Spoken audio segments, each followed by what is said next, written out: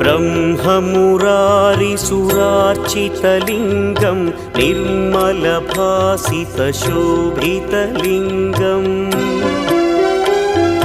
जन्मजदुःखविनाशकलिङ्गं तत्प्रणमामि सदा शिवलिङ्गम्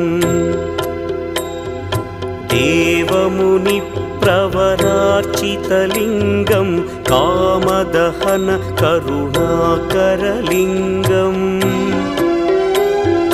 रावणदर्पविनाशकलिङ्गं तत्प्रणमामि सदा शिवलिङ्गम्